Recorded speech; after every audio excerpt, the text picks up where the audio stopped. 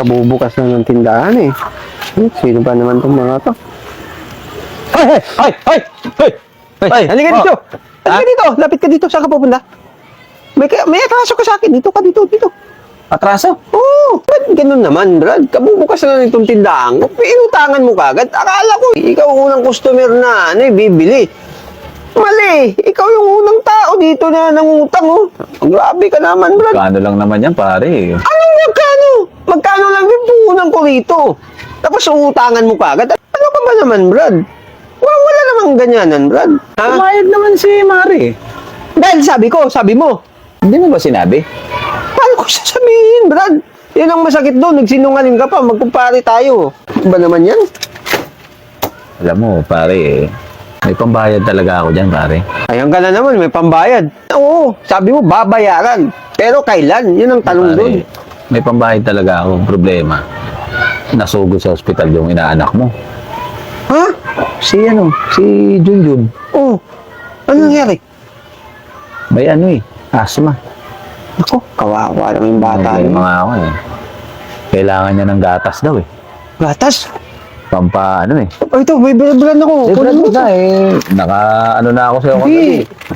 Dadagdag na lang natin dito. Sigurado ka, bro? Oo. Hihiya nga ako kasi laki ng utang ko kagabi. Baka sabihin mo. Dave, alam mo naman magkumpare tayo eh. Ang pinoproblema ko pa nga nito, bantay kasi kami sa ospital eh. Oh. Pamasahe. Ha? Pamasahe. Hindi, wag na. Kahit bigas na Ay, hindi. tol. Ha? Bigas? Bigas, sige, meron. Bigyan kitang bigas. Oo, walang problema. Sensya ka na pare ha. Alam mo naman. Pero pare pag nagkapera naman ako, babayaran ko. Naiintindihan kita. Para saan ba yung pagkukumpare natin? Kung Pare, buti nga. Ganyan nga pare. 1 kilo lang ba? O, dadagdagan ko na. Oh. Pare, 1 kilo na. Sobra-sobra na to Hindi, pare. oh. Ha? Oh. Pare, pasensya ka. Ako, ayoko talaga. Kaso, pare, Ganun talaga. Ha? problema ko. Laki ng babayaran sa ospital. Ha? Laki ng babayaran. Magkano? Pare, may 500 ako rito, pare, oh. Ha? 1, 2, 3. Pare, 4, 500. 5. Oh. 1,000 kailangan, pare. Ay, 1,000 ba? Magkano yan? 500, pare. Bilangin mo nga. 1, 2, 3, 4, 5. Ano? Pwede na siguro to, pare. Ha? Pwede na to. Pwede na yan? Oo, kaysa wala, di ba? Kaysa ka na, pare, ha? Oo, hindi. Kaya mo nga ako kinuhang kumpare, ha? Hiya nga ako sa'yo, eh. Oo. Kagabi, hindi naman talaga ako utang, eh. Pero pare, pagka nagkapera naman ako, babayaran ko to, eh.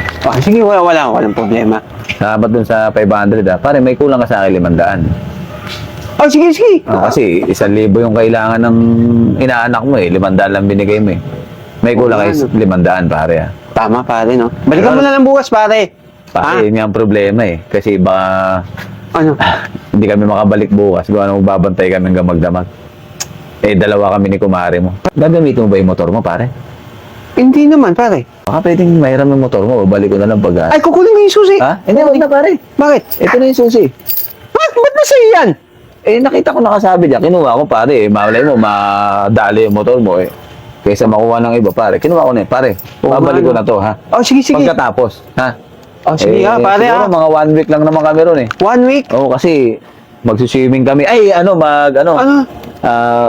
Nakakumpine yung inaanak mo. Oo, siyempre, sa dagat, kailangan ng salbabida. Saan dagat? Basta, pare. Sige, pare. Basta gumaling yung inaanak ko, pare, ha? Sige, pare. Ha? Pare, ingat ka, baka mautangan ka ng mga tapay. Yun nga ang inaano ko, pare. Ikaw, pare. isa lang, eh. Lalarga muna ako. Ay, pare! Oh. Ha? Tandaan mo ito, ha? Oh. Pwedeng bumili rito, ha? Pero bawal mangutang, ha? Oo, pare. Tandaan mo lagi yan, ha? Huwag ka magpapautang kasi hindi maganda sa negosyo yan. Tama!